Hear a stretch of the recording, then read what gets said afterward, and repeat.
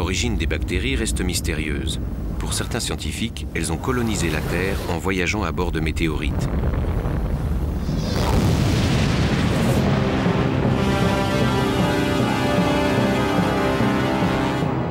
À l'origine, la Terre ressemblait à un enfer composé de méthane, d'ammoniac et de gaz carbonique.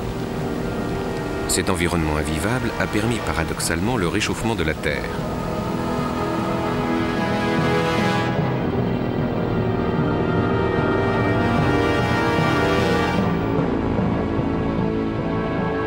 Les premières formes de vie, les bactéries, sont ainsi apparues. Nos ancêtres ont rapidement envahi notre planète en se reproduisant par duplication.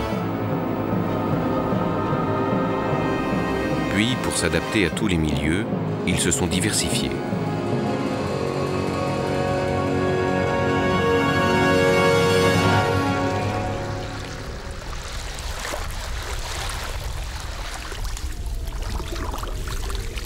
Cet homme est en train de marcher sur les ancêtres de l'humanité. Les cyanobactéries australiennes sont nos aïeux. Imaginez, des grands-parents de 3,8 milliards d'années, ce qui explique la surprise de ces touristes. Le docteur Kenneth McNamara n'est pas en vacances. Il étudie ces blocs. Les stromatolites, sortes d'HLM de calcaire que les cyanobactéries fabriquent étage par étage. Les stromatolites de Shark Bay sont encore tout jeunes. Ils n'ont que 3500 ans et ils continuent de grandir. Ils constituent d'excellents échantillons pour comprendre nos origines.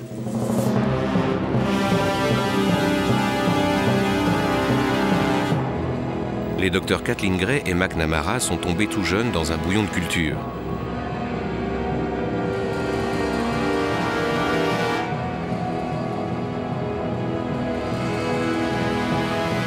Ils sont tous deux convaincus que les cyanobactéries, ces bactéries aux formes d'algues, ont permis à l'atmosphère de devenir respirable.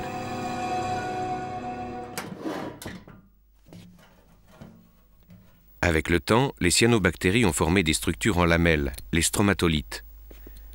Chaque lamelle correspond à des centaines d'années, ce qui permet au docteur Kathleen Gray d'affirmer: en Australie, nous avons la plus ancienne des preuves de la vie sur Terre.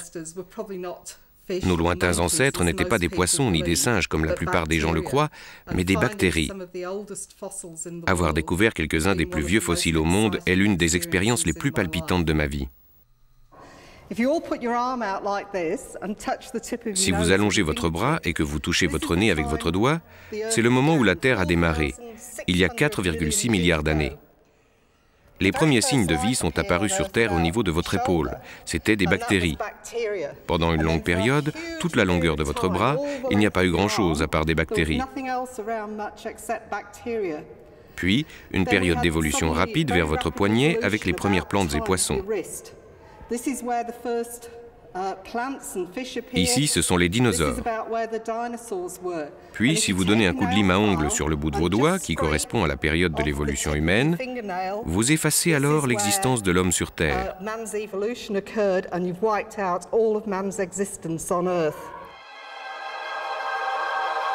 Pendant les 2 milliards d'années où les bactéries étaient les seuls êtres vivants sur Terre, elles ont participé à transformer l'enfer en paradis terrestre.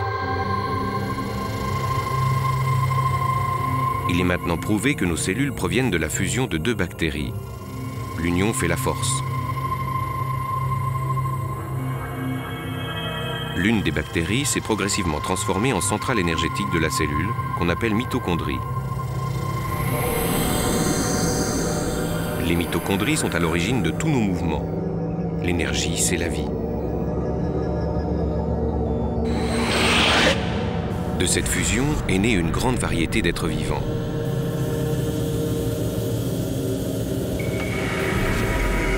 Dans ces temps reculés, les éclairs et la foudre étaient permanents. Leurs chocs électriques ont peut-être participé à créer cette diversité en augmentant la fréquence des échanges d'ADN entre les bactéries.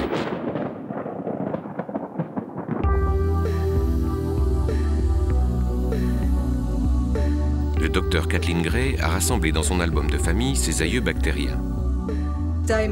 Aujourd'hui, beaucoup de scientifiques croient que la vie pourrait avoir évolué en même temps sur la Terre et sur Mars. Alors, l'un des projets passionnants dans l'avenir sera de traquer les bactéries fossiles sur Mars.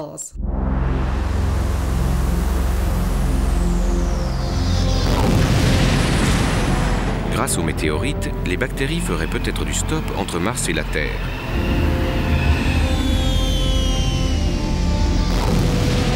Mais comment résister au choc thermique de 3600 degrés lorsqu'elles pénètrent dans l'atmosphère? Pour répondre à cette question, la NASA étudie des débris des météorites martiennes tombées dans l'Antarctique. Les météorites qui pourraient transporter des bactéries vivantes sur Terre sont chauffées dans l'atmosphère. Et pendant des années, des gens ont pensé que cela tuait toute forme de vie. Mais il s'avère que c'est faux. Seul l'extérieur d'une météorite chauffe et l'intérieur reste même gelé. Donc, toute forme de bactérie pourrait survivre, comme dans votre congélateur.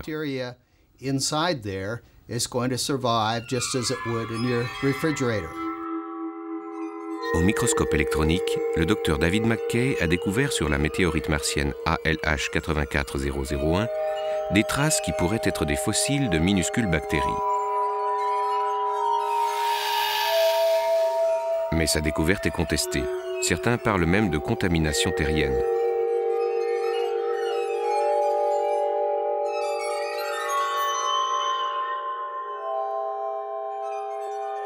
Pour le docteur McKay, la vie sur Terre aurait débuté à partir de bactéries extraterrestres. Impossible? Impossible, non. Incroyable, oui.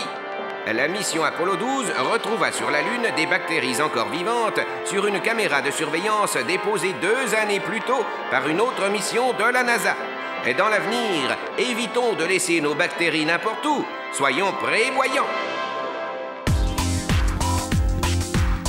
Prévoir, c'est la profession de John Rummel à la NASA. Comment ça va? Montrez-moi votre badge. Bien, monsieur. Avez-vous le badge de sécurité? Bien sûr. Ok, ça ne vous dérange pas si je jette un œil dans votre attaché case? Pas du tout. Ok, merci beaucoup. John Rummel est officier de protection de l'univers. Un remake du film Men in Black? Non. Cette fonction est bien réelle. Prêt pour le test? Nous avons plusieurs échantillons préparés. Ok, action.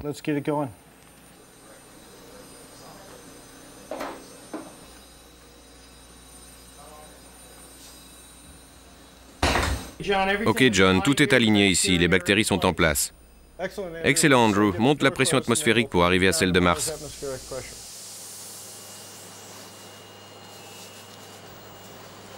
John Rummel doit revêtir sa combinaison antibactérienne et passer dans un sas de stérilisation avant d'accéder au robot en préparation pour Mars.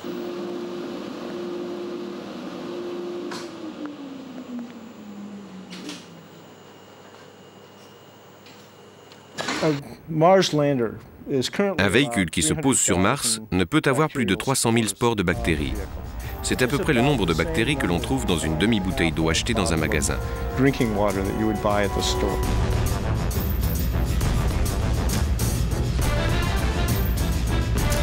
Pour contrôler ce seuil, 4500 échantillons sont prélevés par robot.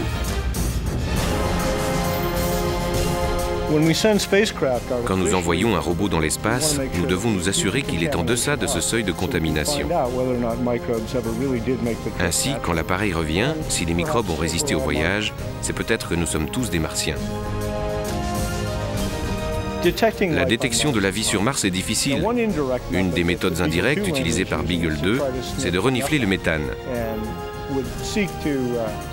Et si l'on trouve du méthane sur Mars, c'est qu'il doit provenir d'un tout petit pet de bactéries.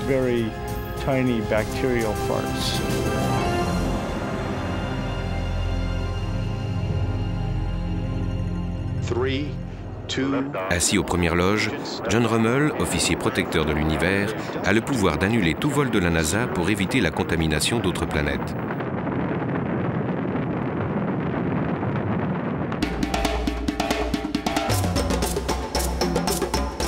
Nous ne sommes pas sur la planète rouge, mais au Sénégal, sur le lac Rose. Sur Terre, les bactéries extrémophiles, un peu comme pourraient le faire les extraterrestres, vivent dans les endroits les plus inhabitables. Geysers en ébullition, grands fonds et lacs alcalins.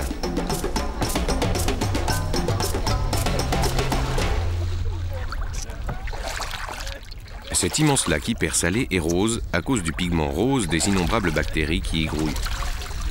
La quantité de sel tuerait n'importe quel poisson. À défaut, les hommes sont devenus pêcheurs de sel.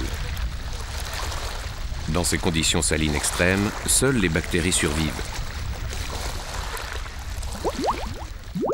Bernard Olivier s'est spécialisé dans les mœurs de ces extrémophiles. Les bactéries du lac Rose se sont adaptées à cet environnement grâce à des formes géométriques très originales. On les trouve sous forme de carrés, quelquefois sous forme de triangles.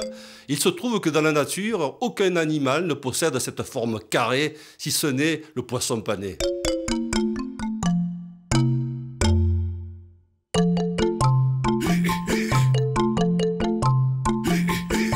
Cette chaîne humaine est en train de faire une récolte de bactéries salines extrémophiles. Bernard espère identifier de nouvelles espèces, car il sait que ces bactéries ne vivent pas d'amour et d'eau fraîche. Ces bactéries ne meurent pas desséchées par le sel, car elles savent conserver leur eau. Leur adaptation est telle qu'elles ne supporteraient pas un régime sans sel. Bernard est persuadé que l'étude de leur adaptation peut conduire à de nouvelles applications.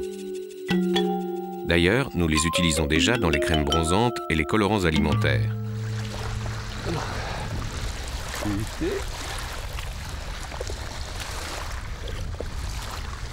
Il faut savoir prendre sur soi quand on va à la pêche aux bactéries.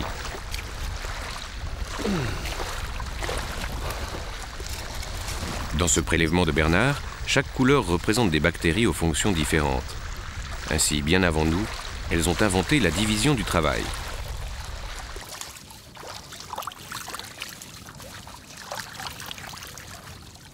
Regarde-moi ça, elle est encore tout rose, les bactéries sont encore... La pêche a été bonne, ce qui n'empêche pas Bernard de continuer sa chasse dans les sels bactériens. On peut supposer que dans 4 à 5 milliards d'années, lorsque le Soleil supprimera la vie sur Terre, elles soient les dernières survivantes de notre planète.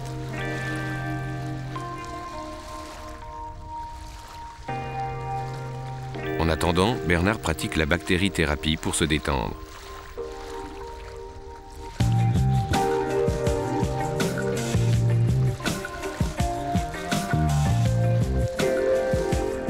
En Islande, on raffole également des bains bactériens, au pouvoir encore plus hydratant pour la peau. Le docteur Viggo Martensson collecte des micro-organismes extrémophiles de toutes les sources d'eau chaude du pays.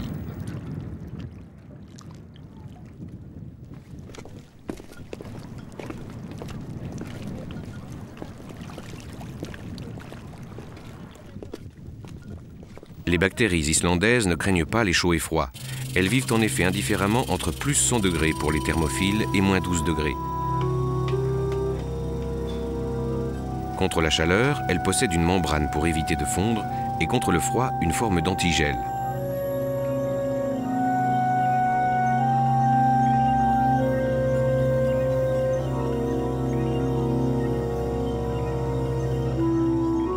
Viggo constate que ces bactéries extrémophiles en forme de chapelet rappellent étrangement nos aïeux cyanobactériens.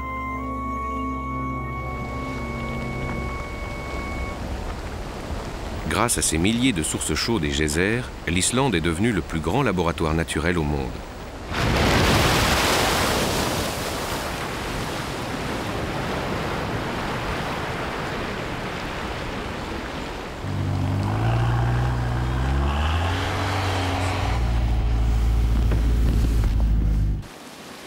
À 10 000 espèces de bactéries vivent dans ces sources en fonction de leur acidité.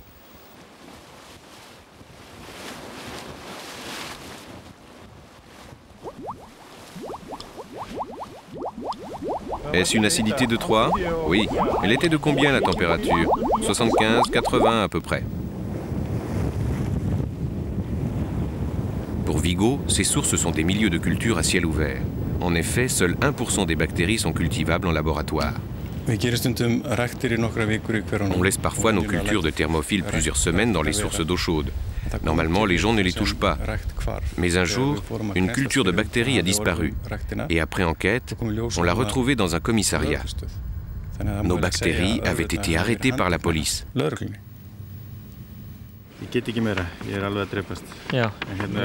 Chaque fois, c'est un véritable jeu de piste pour retrouver les milliers de cultures bactériennes réparties dans cet immense pays, où la nature ressemble à celle de nos origines.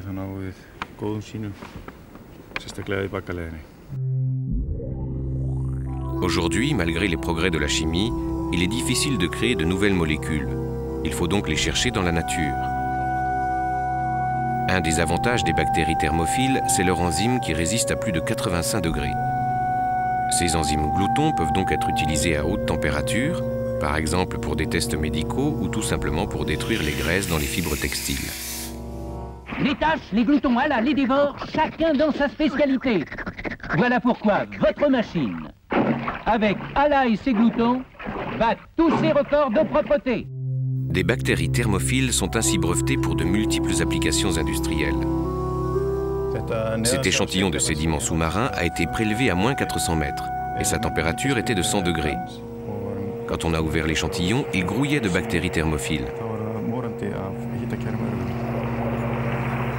Vigo a participé à plusieurs expéditions sous-marines avec l'Institut français de recherche Ifremer afin de collecter les bactéries thermophiles les plus extrêmes.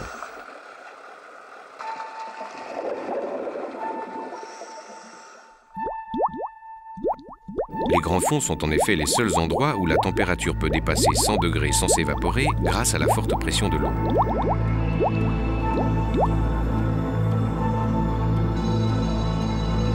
Entre 2000 et 4000 mètres au fond des océans vit une faune très étrange dont on ignorait totalement la diversité il y a encore quelques années. Mais où trouver des bactéries thermophiles? 300, 317, 332. Près de ces cheminées noires qui émettent des nuages de soufre, la température atteint plus de 350 degrés. Des vers géants ou minuscules y prolifèrent grâce à la bactériculture.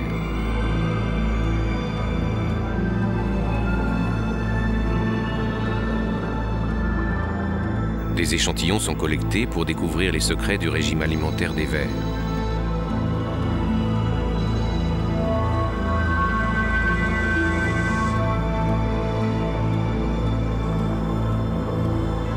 Ceci est la gueule d'un ver d'1 millimètre agrandi plusieurs milliers de fois grâce au microscope électronique, de façon à observer les minuscules bactéries. Les vers ont remplacé leur tube digestif par une poche de bactéries. Pour vivre, ces vers les cultivent et les nourrissent du soufre toxique émis par les cheminées. Ces bactéries leur servent à la fois de nourriture et de filtre.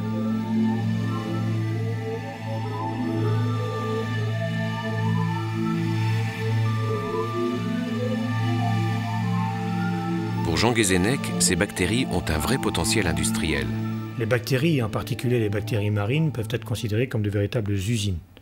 Comme exemple, une seule bactérie en jouant sur le milieu de culture est capable de produire à elle seule entre 500 et 1000 molécules. Le poids des bactéries dans la mer est plus important que celui des vers et des poissons réunis. Le champ expérimental est donc abyssal.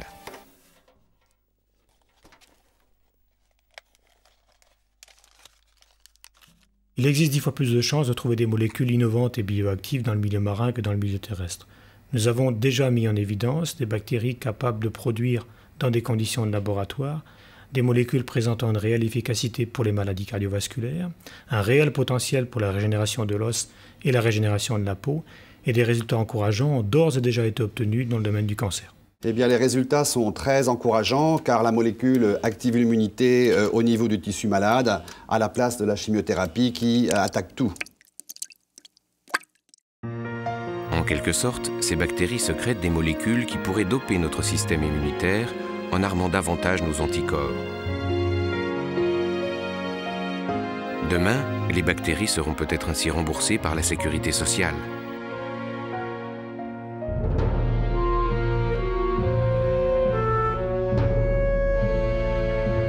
Pourtant, dans l'histoire, les épidémies d'origine bactérienne ont tué 1000 fois plus que toutes les guerres. Épidémie de peste avec Yersinia pestis, de choléra avec Vibrio cholerae, de gangrène avec Clostridium. Au Moyen-Âge, la bactérie Serrasia tachait soudainement de sang les hosties consacrées. Cet ennemi invisible provoqua le massacre par le clergé de centaines de juifs injustement accusés d'être responsables. Avec l'arrivée au XVIe siècle du microscope, on les observa pour la première fois et on les baptisa animalcules. Il fallut attendre Louis Pasteur au XIXe siècle pour comprendre leur rôle. Dans l'état actuel de la science, la génération spontanée est une chimère. L'air seul ne peut conditionner la vie. Ce sont les germes de l'air, les germes transportés par l'air, qui conditionnent la vie. S'il y avait tant de germes dans l'air, cela formerait un brouillard épais, dense comme le fer. Pasteur eut raison de ses détracteurs, et ce fut alors l'ère de la pasteurisation. Une bonne bactérie était alors une bactérie morte. Pourtant, grâce à un micro-organisme, Fleming, en 1928, découvre la pénicilline. Il sauve ainsi des millions de vies humaines grâce au premier antibiotique.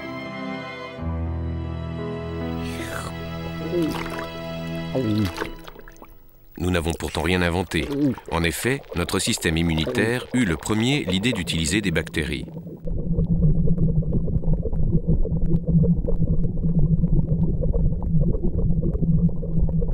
C'est au sein de notre système digestif que vit la plus grande concentration bactérienne. Plus de 400 espèces tapissent toutes les parois du gros intestin constituant notre flore intestinale. Elles forment une barrière vivante contre les bactéries dangereuses.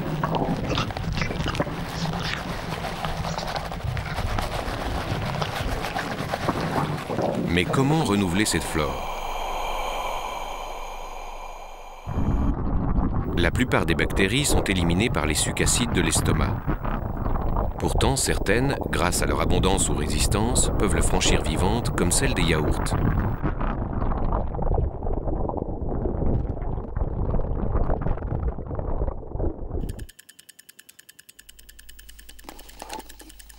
L'idée des chercheurs scandinaves est d'ajouter en complément des bactéries positives dans des produits de grande consommation, comme les jus de fruits.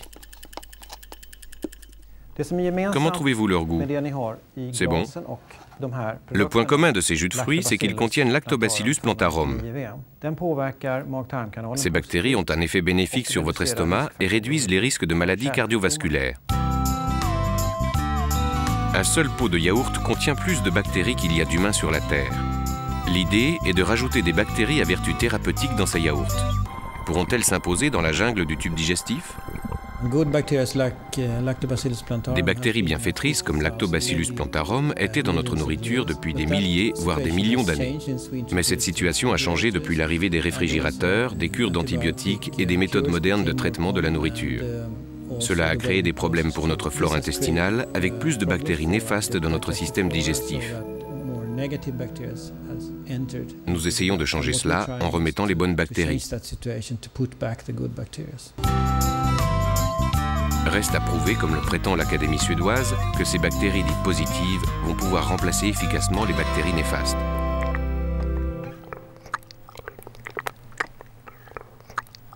Pas besoin d'aimer les yaourts pour faire le plein de bactéries. Avec un simple baiser, nous échangeons des milliers de nos colocataires. Les bactéries colonisent tout, la bouche, la langue, nos dents. Certaines sont responsables de cette carie, mais également de notre mauvaise haleine. Elles sont 10 milliards rien que dans notre bouche.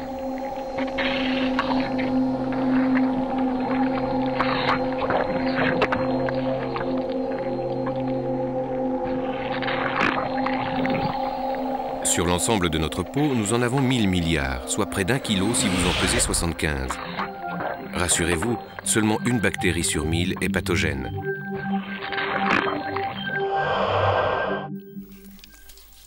Malgré cette abondance, les Africains ajoutaient autrefois sur leur peau des bactéries contenues dans la boue pour se protéger notamment contre la lèpre.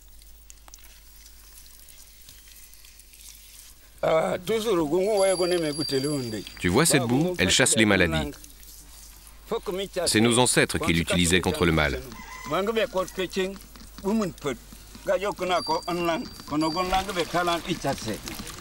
Seuls les vieux s'en souviennent, et cette boue est de moins en moins appliquée sur la peau.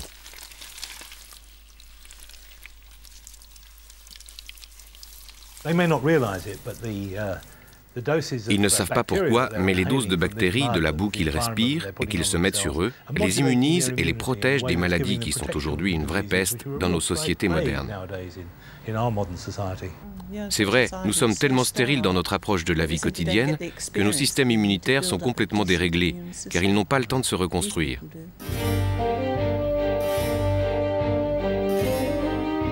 John Stanford est professeur à l'Université Collège de Londres. Le vrai problème avec les antibiotiques, c'est qu'ils ne tuent pas seulement les bactéries que vous cherchez à éliminer, mais ils tuent également toutes les bactéries bienfaitrices.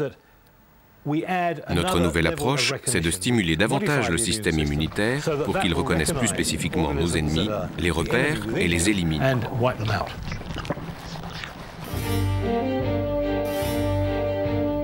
Pour John Stanford, Mycobacterium vaccae, une des bactéries que l'on trouve dans la terre, permettrait la stimulation du système immunitaire. Dans l'avenir, je la vois comme le premier immunorégulateur capable d'orienter positivement notre système immunitaire pour maîtriser de nombreuses maladies. Quelle que soit la maladie, il y a toujours une bonne partie des personnes qui ne l'attrapent pas. C'est ceux-là qui possèdent une bonne immunité. Si nous pouvons étendre cette immunité à tout le monde, nous réduirons alors le nombre de maladies et les autres seront plus facilement traitables.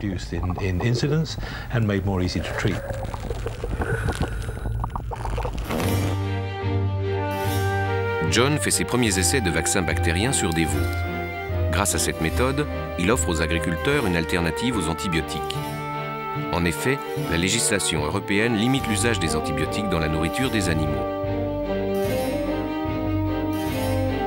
John teste également le vaccin sur un cobaye humain, sa femme. Prête? Oui. Les résultats sont encourageants et de nouveaux prélèvements de terre continuent en Afrique. La bactérie Mycobacterium vaccae est prélevée dans la terre et sur la peau. Puis elle est tuée pour le vaccin. Il suffit de bactéries mortes pour activer notre système immunitaire.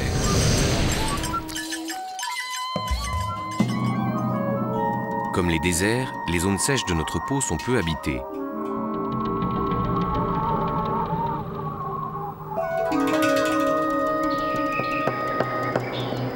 En revanche, sous les aisselles, la vie abonde comme dans une forêt tropicale humide.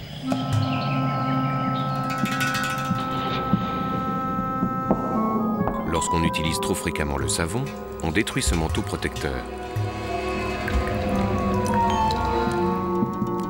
En l'absence de cette barrière naturelle, des bactéries redoutables comme les staphylocoques dorés peuvent s'installer.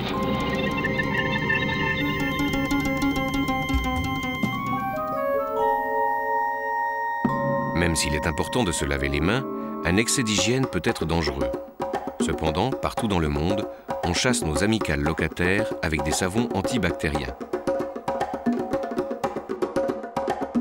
Regardez, les bactéries menacent la peau en permanence. Un lavage régulier avec Monganga savon médical permettra d'éliminer les bactéries et de préserver l'hygiène et la santé de votre peau. Mon savon, c'est Monganga. À contre-courant, on fabrique en Inde des savons à base de bactéries.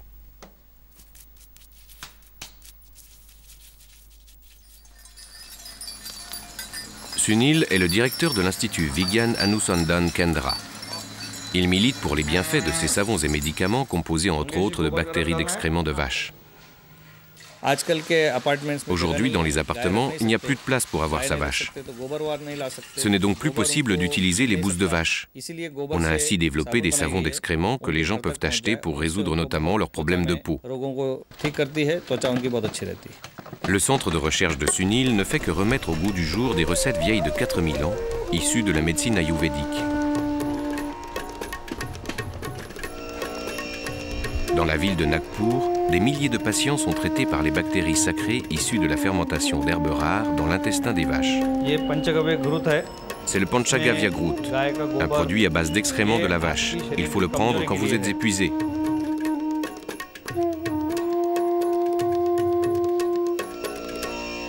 De nombreux médecins ont adopté les vertus des bactéries thérapeutiques. Depuis combien de jours tu es malade? Depuis 3 jours. Depuis 3 jours, tu as mal à la tête? Oui. Mes yeux me brûlent. Ils te brûlent? J'ai vomi. Tu as vomi aussi.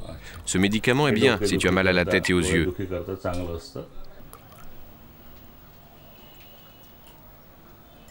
Prends le médicament.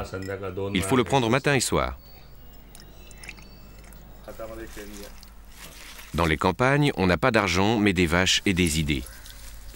On utilise le contact direct avec les bactéries sur la peau. On en passe de la tête aux pieds au grand bonheur des chiens.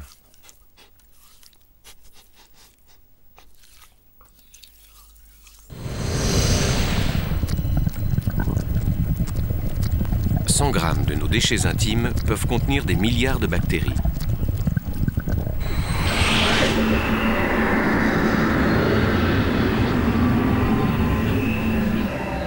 En une vie, un homme en produit plus de 6 tonnes et en un jour, les habitants de la planète, plus de 12 millions de tonnes. Pour ne pas rester dans la merde, l'homme ne pouvait que réagir. Si les bactéries fécales sont inépuisables, ce n'est pas le cas de nos ressources naturelles, gaz, pétrole, charbon. Même si un jour on n'a plus de pétrole, on continuera d'aller aux toilettes.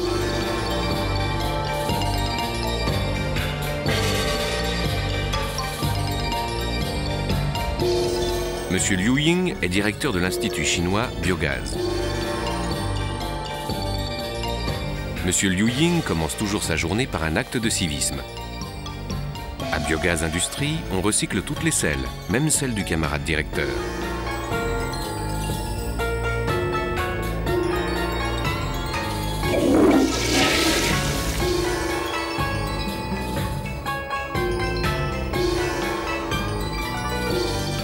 Et ça marche. Le gaz issu de la fermentation bactérienne sert d'énergie.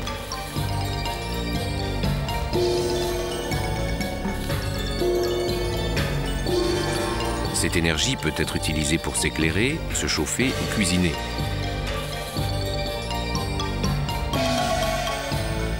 Monsieur Liu Ying vérifie l'incandescence de cette ampoule entre 60 et 100 watts pour connaître la performance de ces bactéries.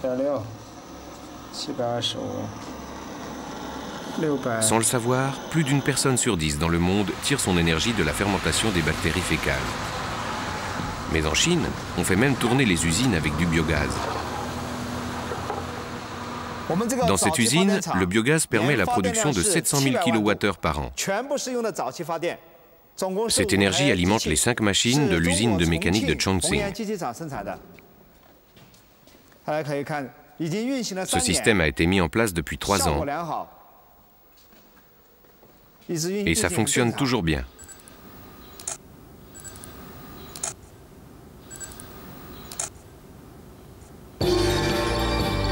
Des cuves géantes stockent les excréments. Mais attention, interdit de fumer à cause des centaines de tuyaux remplis de gaz fermenté. Les fesses des employés et des villages voisins ne suffisent évidemment pas pour faire tourner une usine. Un élevage de cochons cohabite donc au sein de l'entreprise qui se sert de leur lisier très concentré en bactéries.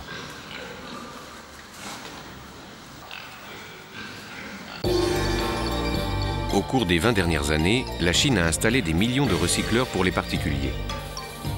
Toute personne qui bâtit ce genre d'installation se voit attribuer une aide de l'État. Cette nouvelle cuve est le dernier modèle sur le marché.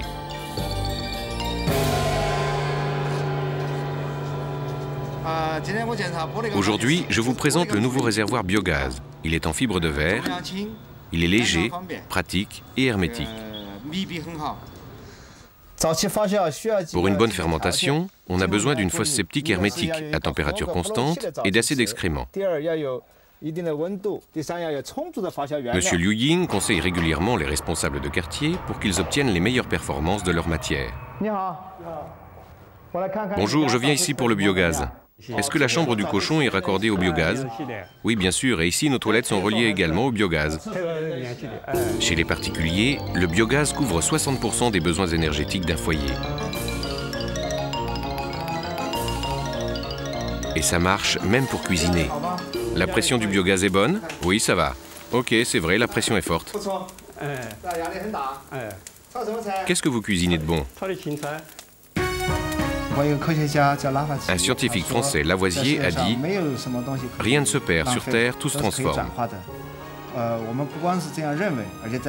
Et les Chinois ne l'ont pas uniquement compris. Ils l'appliquent à travers l'utilisation du biogaz, ses recherches et sa distribution. Être équipé de biogaz est même le signe d'un certain standing. Mais attention, la pression bactérienne peut devenir très importante, il est donc nécessaire de vérifier fréquemment sa cuve. À défaut, on risque une explosion.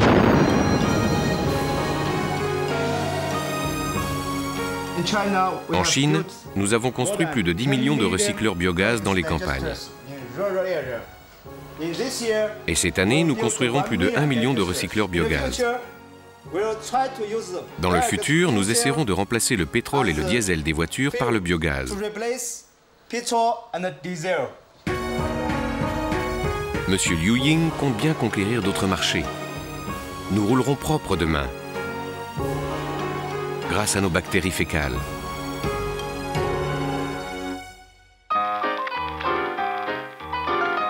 Les premiers industriels des bactéries furent sûrement, sans le savoir, les vignerons et les fromagers. Ils attribuaient aux dieux la transformation de leurs produits. En effet, les anciens ne pouvaient pas imaginer que leur existence était soumise au bon vouloir des bactéries.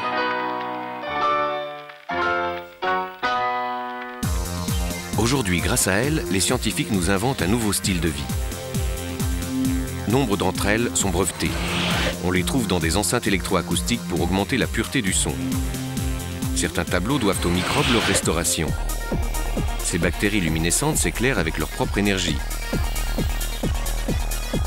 D'autres vont servir de piles vivantes. Gorgées de microbes, elles permettent un éclairage bon marché et écologique. Celles-là remplacent nos boussoles en indiquant le nord. De quoi perdre la tête. Elles seront même dans nos dessous, mais cette fois-ci pour éliminer nos odeurs. Les bactéries ne feront pas que laver les vêtements, elles lavent déjà les bâtiments. Jean-François Loubière les utilise pour traiter les monuments historiques. Voilà, là on est à 2,5 g. Petite mais costaude, 2,5 g de bactéries Bacillus cereus permettront de protéger du temps des dizaines de mètres carrés de Notre-Dame de Paris. Cette bactérie traite les pierres en produisant un manteau de calcaire qui les protège contre l'eau et le gel. Et là, regardez, si on arrivait à cicatriser davantage des choses comme ça avec un petit peu de charge, ça serait formidable. On va, je mettrai... Oui, on l'a fait. Oui, on l'a fait. Vous les nourrissez plusieurs fois ou pas ? Tous les 24 heures. Tous les 24 heures. Tous les 24 heures, les bactéries sont nourries. Complètement dopées. Là, elles vont être dopées et on espère qu'elles vont effectivement faire un réseau de calcaire sur la pierre.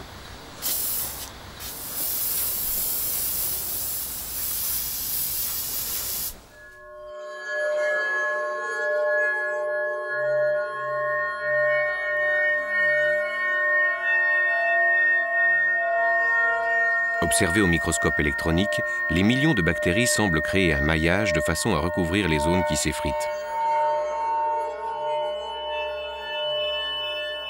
Jean-François réfléchit à un nouveau brevet où ces bactéries sous forme de mortier biologique serviraient par exemple à reconstruire des statues de pierre endommagées.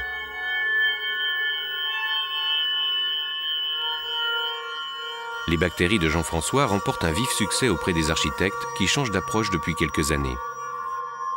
Je crois que ce qui séduit dans cette technique, c'est le fait naturel de la technique. C'est-à-dire qu'on n'emploie pas de solvant, on reproduit en fait ce que fait la nature de manière beaucoup plus rapide que les temps géologiques.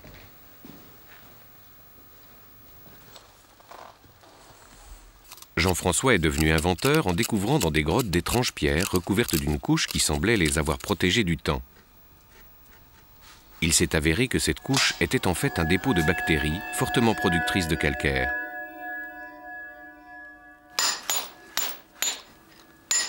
Les mines d'or d'Afrique du Sud, d'Australie et du Brésil utilisent avec succès des microbes pour améliorer leur production.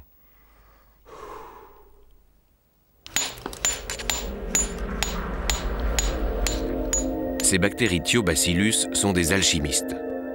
En produisant de l'acide, elles dissolvent le minerai et concentrent les particules d'or à la surface de la pierre.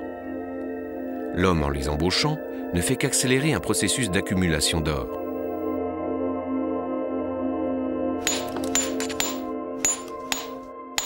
Ainsi, même les gisements pauvres peuvent faire le bonheur des mineurs.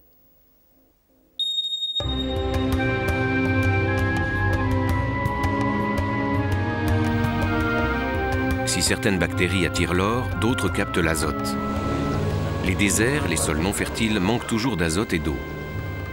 Alors pourquoi ne pas utiliser les bactéries pour reverdir les déserts?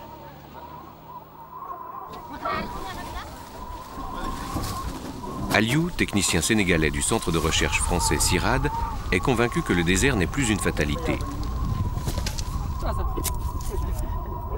Les arbres peuvent mieux résister au climat si on leur fait boire des cocktails à base de bactéries. Les paysans démunis sont curieux et attentifs à cette méthode économique, mais n'est-elle pas un mirage?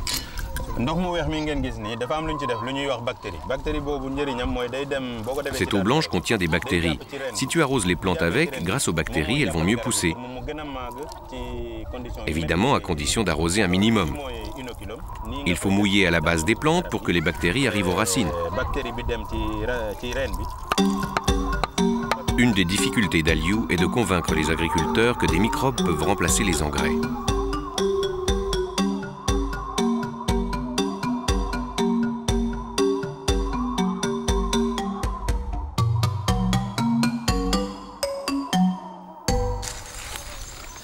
Tu vois ces petites poches? Ce sont des milliers de bactéries qui se sont fixées sur les racines depuis qu'on a arrosé les plantes avec elles.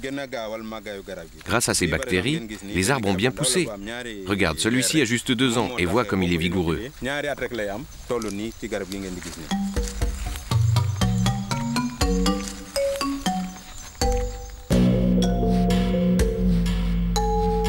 Au Sénégal, les chercheurs sélectionnent les meilleures bactéries fixatrices d'azote.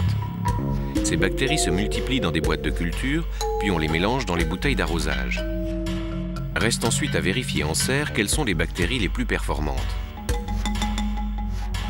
Certaines souches bactériennes peuvent atteindre une concentration de plus d'1 milliard par gramme de racines. Un véritable engrais naturel. Les bactéries aiment les arbres et l'écologie.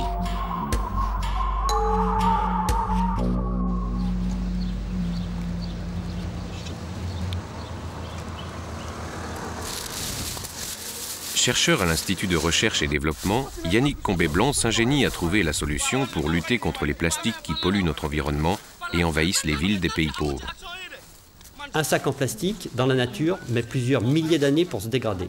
Donc si on continue comme ça, les gens dans les grandes villes vont finir par marcher sur des tapis de sacs en plastique, comme c'est déjà le cas dans les villes africaines ou du Maghreb. Mais comment produire à faible coût un plastique biodégradable? Les bactéries, c'est un peu comme nous. Si on leur donne des sacs faits à partir des produits pétroliers, elles n'aiment pas et pour elles, c'est indigeste. La solution, c'est leur donner du plastique fabriqué à base d'un produit naturel comme l'acide lactique. Elles en raffolent tout en le digérant très bien.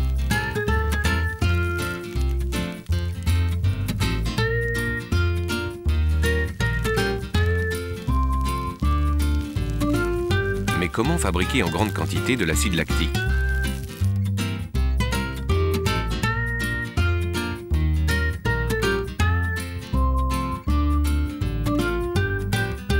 Yannick a découvert en Afrique une bactérie lactique hyper travailleuse. C'est elle qui intervient dans la fermentation d'un produit naturel, le vin de palme.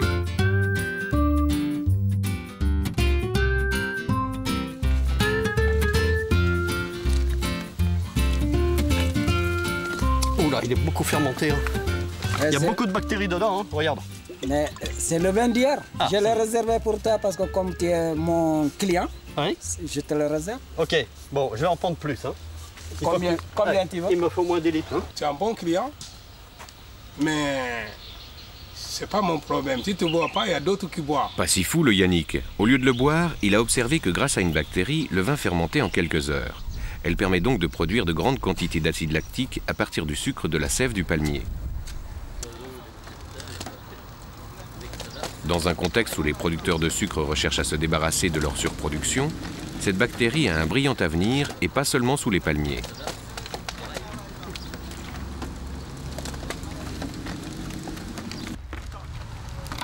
Bon, comme tu me ramènes aujourd'hui, j'espère que tu en as au moins 10 litres. Hein. Moi, ce qui m'intéresse, c'est pas le vin de palme.